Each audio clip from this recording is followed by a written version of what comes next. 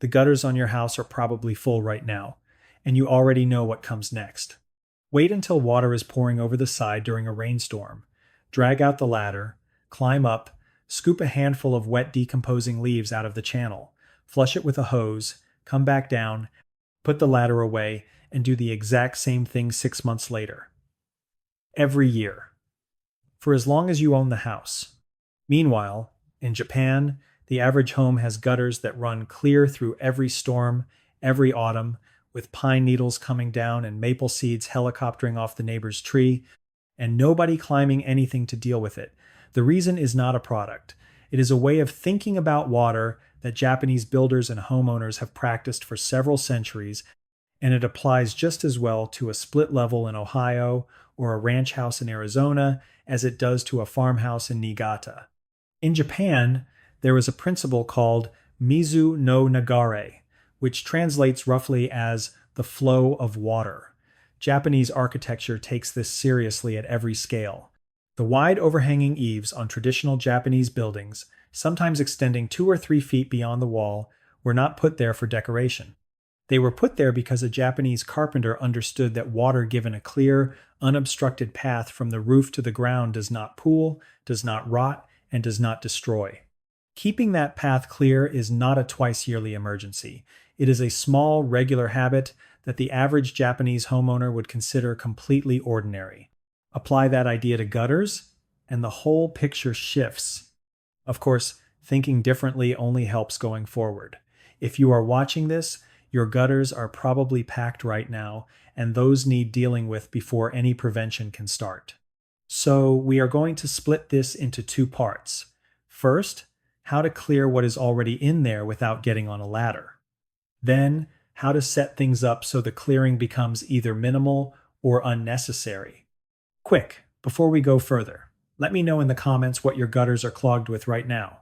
Leaves, pine needles, maple seeds, shingle grit, all of the above? Before we go on, tell us where you're tuning in from, and if you're loving this story, subscribe, because tomorrow we have something extra special waiting for you. Most people grab a ladder and a scoop because that is what they watch their parents do. A garden hose with the right attachment does the same job from the ground and does it faster. A gutter cleaning wand, sometimes sold as a gutter flusher, is a long curved aluminum pipe that hooks over the rim of the gutter and connects to a standard hose. You walk the length of the house and flush the channel from below. The debris moves toward the downspout and out. A decent one costs $20 to $30 at any hardware store and pays for itself the first time you use it instead of hauling out a ladder. Work from the far end of the gutter run, moving toward the downspout. The water pressure pushes debris in one direction. Start at the wrong end, and you just redistribute it. The downspout is its own problem. A clear gutter with a blocked downspout is useless. After flushing the main channel, put the wand directly into the top of the downspout and run the water hard. If it backs up instead of draining through, the clog is inside the pipe. For a clog low in the downspout, feed the hose in from the bottom opening and push water upward. The pressure from below loosens what gravity packed in from above. For anything that will not move, a basic plumber's drain snake fed in from the top will clear it without taking the pipe apart. Now, a word about what not to do here, because the internet is full of bad advice on gutter cleaning. You will see videos telling you to blast the gutters with a pressure washer. Yes, the pressure washer shifts the debris. The problem is that it also forces water up under the shingles at the roofline and into the fascia boards sitting behind the gutter. It can blow out the joints between gutter sections. It drives water into places it would never reach during a normal rainstorm. The gutter looks clean for 10 minutes, and then the fascia starts to rot from behind. Honestly, just skip it. The hose and the wand do the same cleaning job without punishing the wood structure your gutter is attached to. Same advice applies to foam gutter inserts, the ones that look like pool noodles stuffed into the channel. They work for about 1 season. After that, seeds germinate in the foam, roots grow down into the gutter, and the foam itself holds moisture against the back of the channel. You end up with a gutter that is clogged and quietly rotting at the same time. Removing them is harder than removing the original debris. Now we get to the part that actually deserves the word Japanese. and the part that justifies calling this a long-term fix. In traditional Japanese construction, the toi is the rain channel that carries water from the roof to the ground. Originally made from split bamboo or hollowed cedar, it was built around one principle: water must move. A toi that slowed or trapped water was a failure. Japanese carpenters checked the slope of the channel and the clearance at the outlet as a matter of routine. They trimmed branches overhead so that the debris volume was manageable, and the buildings themselves were designed with those wide eaves so that leaves and pine needles, falling straight down, mostly missed the gutter channel to begin with. Some traditional Japanese homes used kusari doi instead, rain chains, a chain hung from the roof outlet down to a ground-level basin, with no enclosed channel to clog. Water moves down the links by surface tension, slows, drains, and never backs up. The design itself made the blocking problem structurally impossible. You probably cannot replace your gutters with rain chains this weekend, but you can apply the same logic to what you already have. Start with slope. A gutter should drop about 1/4 inch for every 10 feet of run. Most do when first installed. Over years, the hangers loosen, one end sags, and the gutter starts holding standing water after every rain. Standing water is where debris settles, where mosquitoes breed, and where the gutter begins to rust or separate at the seams. Walk the side of your house an hour after a rainstorm and look at where water is still sitting in the channel. If it has not drained, the slope is off. Rehanging a sagging section costs nothing but an afternoon and eliminates one of the main reasons debris accumulates in the first place. Then look at downspout spacing. Every gutter run needs a downspout within roughly 30 to 40 feet. A longer run means water is traveling farther, slowing down, and dropping more debris before it exits. If you have one downspout on a 60-foot run, adding a second in the middle costs around $50 in materials and cuts the load on each section in half. Preparing and narrating this story took us a lot of time, so if you are enjoying it, subscribe to our channel. It means a lot to us. Now back to the story. The third piece, the one with the longest payoff, is a micromesh gutter cover, not the cheap stamped aluminum screens with openings the size of a pencil eraser, not the helmet-style covers that send water sheeting over the edge during a heavy downpour. A quality micromesh guard uses a stainless steel mesh fine enough to stop pine needles and shingle grit while still passing water through. That changes the maintenance equation entirely. Installed as a DIY project, these run $1 to $3 per linear foot, or $150 to $400 for a typical house. Compare that to a professional gutter cleaning at $150 to $300 per visit twice a year. At $200 a visit, that is $400 a year, $4,000 over 10 years, with nothing improved about the system. The mesh costs more in the first season and almost nothing after. They are not perfect.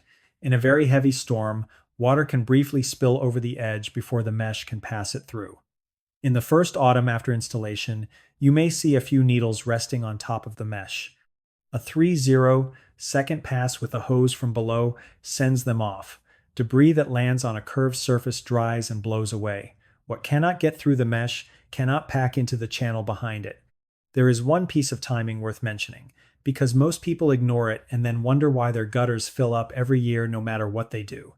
A Japanese gardener pays close attention to when the trees actually drop, not when they start to turn. Oak and maple drop in late autumn, usually after the first frost. Pine sheds needles through winter and into early spring. Cherry and ornamental trees drop seed pods in spring.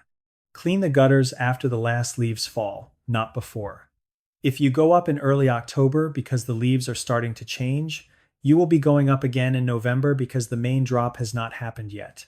Wait until the trees are bare. One pass at the right moment beats 2 passes timed badly. After spring, once the maple seeds and the pine pollen have come through, do a second light flush. Those spring deposits are lighter. The hose wand handles them in 5 minutes. That is the full rhythm. Twice a year, with the mesh in place, the job stays under 30 minutes total. A quick word on what to do when nothing seems to work, because some houses have gutters that block no matter what. If you have cleaned the channel, rehung the slope, added the mesh, and still find debris piled up after every storm, the answer is usually the trees.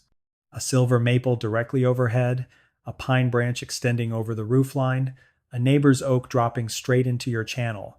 The debris volume is simply more than any passive system can handle. The most effective move in that situation is hiring an arborist to trim any branch extending within 6 feet of the roofline, not taking the tree down, just removing what overhangs. That trim, done once, reduces the debris load by 60 to 80% in most cases, and the system you already have becomes adequate overnight.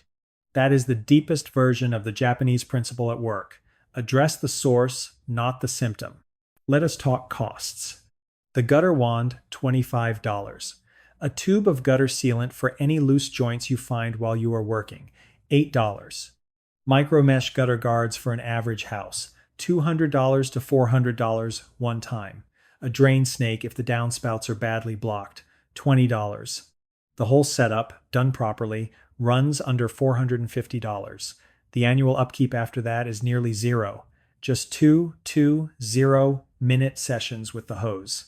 Compare that to professional cleaning at $400 a year, every year, indefinitely. Over 10 years, the professional cleaning route costs $4,000 and leaves your system exactly as vulnerable as it was on day one.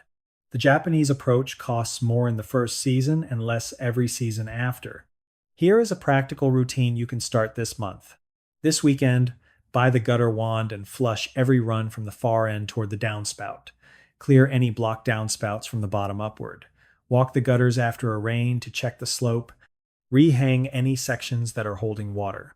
Over the following weekends, install the micro mesh guards, starting with the sections that block most often. You do not need to do the entire house at once. Start with the worst run and watch how it performs through autumn before committing to the rest.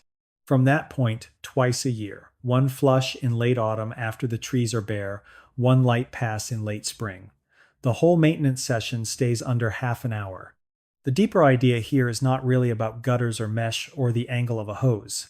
It is the same idea that runs through how a Japanese carpenter designs a roofline and how a Japanese gardener deals with a weed the day it appears instead of the season after. Prevent the problem from forming, and keeping things in order takes almost nothing. Let the problem compound, and you are always spending more and still losing ground. Most of the Western approach to home maintenance is built around fighting a problem after it has fully arrived. The Japanese approach is built around designing it out at the beginning and tending it in small steps before it becomes a crisis. Your gutters do not have to fill up every autumn. You do not have to climb a ladder twice a year until you can't, and then pay someone else to do it. The channel just needs the right slope, the right cover, the right seasonal timing, and 20 minutes twice a year from then on. Let me know in the comments if this changed how you are thinking about your gutters. Hit subscribe for more on the Japanese method. Another one's coming tomorrow. Thanks for watching.